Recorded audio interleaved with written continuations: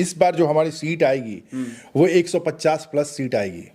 150 plus हम लोग बहुमत में रहेंगे, बहुत ही मजबूती से रहेंगे। के लिए वो पहला कौन सा काम है जो आप करना चाहेंगे? देखिए, सबसे पहला काम है स्वास्थ्य।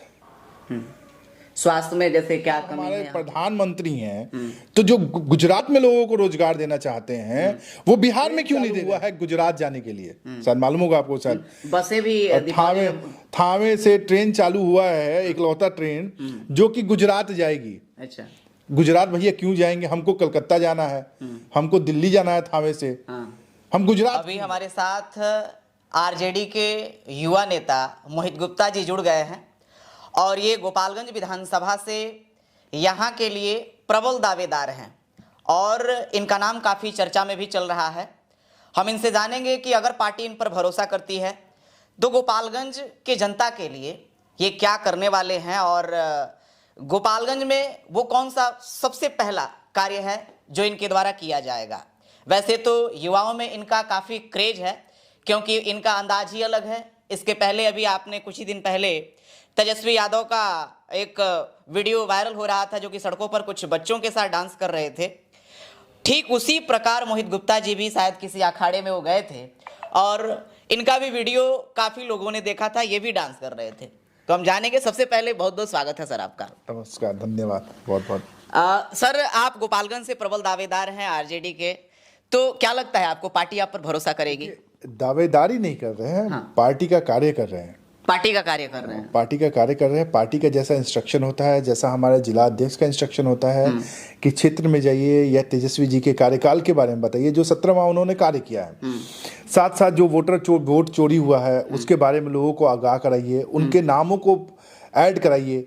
ये सब कार्यों के लिए हम लोग क्षेत्र में जाते हैं। उन्होंने क्या क्या मानदेय दिया है, 2500 रुपया माँ बहन योजना हो गया, 1500 विद्या पेंशन योजना हो गया, 200 बिजली फ्री का योजना हो गया, कैसे रोजगार मिलेगा, कैसे पलायन रुकेगा, कैसे लोगों को सुरक्षा मिलेगा, कैसे स्वास्थ्य मिलेगा, उन सब चीज़ों के बारे में बात करिए।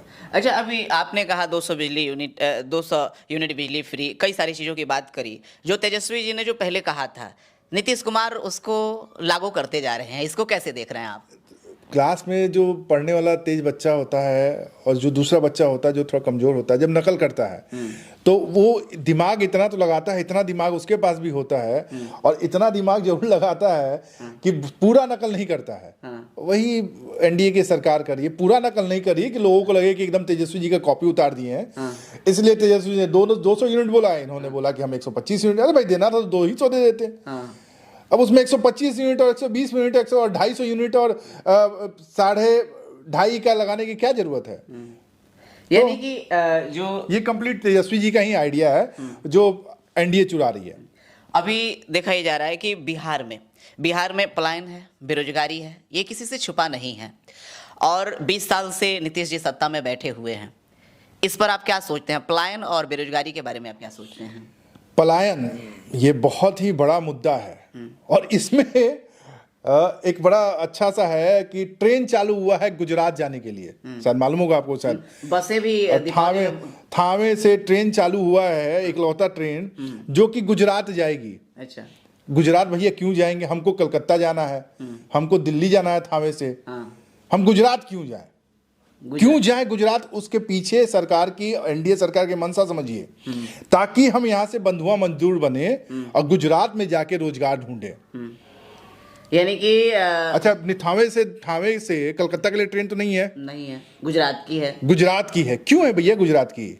मुझे इलाज करने मुझे कलकत्ता जाना है, मुझे दिल्ली जाना है, मुझे बॉम्बे जाना है, मुझे बैंगलोर जाना है पढ़ने के लिए, सब चीज के लिए तो मुझे बाहर जाना है। तो गुजरात के लिए क्यों ट्रेन? क्योंकि यहाँ से सस्ते दामों में लेबर उपलब्ध हो जाए और वो लोग गुजरात जाके रोजगार खोज सकें।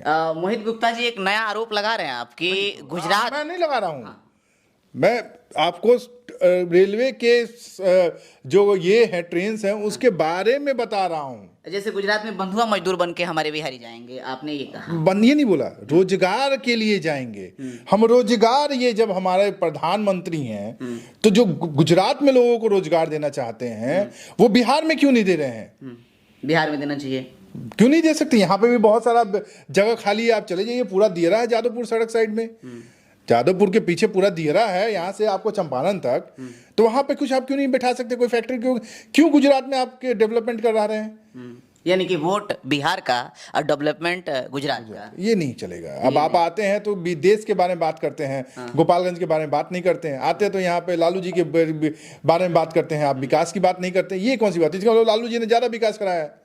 ये सब गलत चीजें हैं। एनडीए ये आरोप लगाती रही है कि 2005 के पहले जब नीतीश कुमार ने बिहार का बागडोर नहीं संभाला था, इसके पहले जंगल राज था, हमेशा आरोप लगाती है। तो जो विपक्ष आरोप लगाती है जंगल राज का, उसको आप कैसे देखते हैं? अभी तो आपको क्या लगता है महाजंगल राज नहीं है?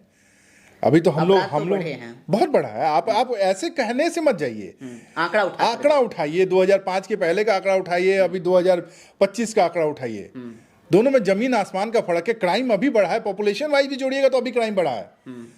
पहले कितना दुकान लूट लिया जाता था, एक दुकान लूट लिया गया, उसको आपने ये बना लिया अपना। अब देख लिए हर हफ्ते लूटा जाता है। क्या तनिष्क का शोरूम उस समय लूटा गया था? आज तो लूटा जा रहा है हर जगह बिहार में। यानी क्राइम बढ़ा है बिहार, बहुत ज्यादा बढ़ा है। बिजनेसमैन बनिया बिल्कुल सुरक्षित नहीं है, बहुत ही असुरक्षित है। ये बहुत बड़ा मुद्दा है बिहार में। मोदी जी ने एक इमोशनली कार्ड खेला था अभी 1-2 दिन पहले। कल बिहार बंद था, आपको शायद मालूम है। माँ के वो आरोप लगा रहे हैं कि मोदी जी के माँ को शायद गाली दिया गया था। तो ये आधिकारिक तौर पर ये वीडियो सामने नहीं आया कि किसने गाली दिया था, लेकिन ये आरोप लगाया गया कि आरजेडी के लोग और कांग्रेस के लोग मंच से मोदी जी के माँ को गाली दिए। तो इसको कैसे देखते हैं? कैसे किसी माँ को गाली दिया जा सकता है? देखिए, ना तो वो मंच पे कोई कांग्रेस के नेता उपस्थित थे, ना उस मंच पे आरजेडी के कोई नेता उपस्थित थे। 140 करोड़ की जनता में एक किसी ने माइक उठा के वहां पे गाली दी। गाली देने के बाद उसकी गिरफ्तारी भी हुई, उसे जेल भी भेजा गया, लेकिन फिर भी एनडीए वाले अपने सरकार के खिलाफ ही बिहार बंद पे उतारू हैं।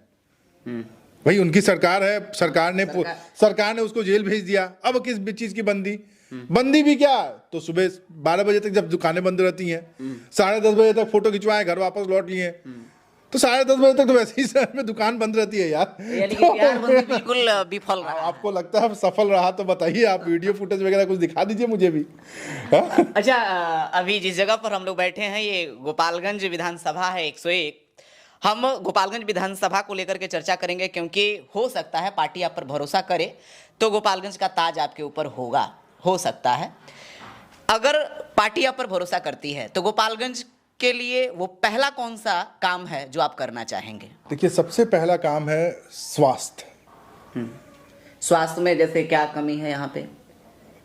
कमी, माइक उठाइए, सदर अस्पताल में चले जाइए। जो सदर अस्पताल रेफरल अस्पताल बना हुआ है, लोगों को रेफर किया जाता है कि भैया जैसे आपको कुछ चोट लगा तो प्राथमिकता दी गई है, उसके वजह से आपको भेज दिया जाता है गोरखपुर। ये जिला अस्पताल है यार। थोड़ा सा तो शर्म, थोड़ा सा तो जिला अस्पताल का तो इज्जत होना चाहिए। अगर रेफर होना चाहिए तो 100 में से 2 केसेस रेफर होना चाहिए, 100 में से 98 केसेस रेफर नहीं होना चाहिए। तो ये तो आप लोग माइक उठाइए, जाके देख लीजिए दिन भर में कितने केसेस रेफर होते हैं। पहला प्राथमिकता बिल्कुल स्वास्थ्य है। इसको किसी भी तरह, जैसे तेजस्वी जी ने 17 माह में इस पे बहुत ज्यादा स्ट्रिक्टली काम किया था। आपने देखा था रात भर जाके हर हॉस्पिटल में जाके डॉक्टर्स को जो काम नहीं कर रहे थे उनको सस्पेंड करना, सारा कुछ करना कर रहे थे। तो सबसे पहले, क्योंकि आप स्वस्थ रहिएगा तभी आप पढ़िएगा, तभी आप खेलिएगा, तभी आप कमाइएगा, तभी किसी की सेवा कीजिएगा, तभी आप जिंदा रहिएगा। तो स्वास्थ्य से ही सारा कुछ जुड़ा हुआ है। तो पहले तो स्वास्थ्य ठीक सबसे पहला, वो तो 100 दिन के अंदर आपको दिखेगा स्वास्थ्य। जैसे तेजस्वी जी ने हमारे मॉडल अस्पताल देने का काम किया है गोपालगंज में, उन्हीं का देने की जो अभी मॉडल अस्पताल गोपालगंज में बन रहा है। सिटी स्कैन से लेके जो भी आपको अल्ट्रा मशीन्स लगी हैं, उन्हीं के सरकार के समय का देन है ये सब जो पास हुआ था। अच्छा सर, अभी वोटर अधिकार यात्रा को लेकर के तेजस्वी यादव और कांग्रेस दोनों युवा चेहरा, एक देश को रिप्रेजेंट करते हैं और एक स्टेट को रिप्रेजेंट करते हैं। ये दोनों युवा चेहरा मिल करके अब की बार बिहार में कमाल करने वाले हैं क्या? बिल्कुल कमाल करने वाले हैं। इस बार हमारा देख लीजिएगा, कम से कम हम इस बार जो हमारी सीट आएगी वो 150 प्लस सीट आएगी। 150 प्लस हम लोग बहुमत में रहेंगे, बहुत ही मजबूती से रहेंगे। क्योंकि इस बार जो लहर है वो लहर कहीं से रुकने वाला नहीं है। आपको दिख रहा होगा, हमको लगता है कहीं भी मानव श्रृंखला गोपालगंज में टूटी नहीं थी। गांधी कॉलेज से, गांधी स्कूल से लेके आपको अंबेडकर चौक तक जितना दूर का उनका यात्रा था, वो कहीं भी मानव श्रृंखला उनकी रुकी टूटी नहीं है। इतने लोगों की भीड़ थी, अपार भीड़ थी वो।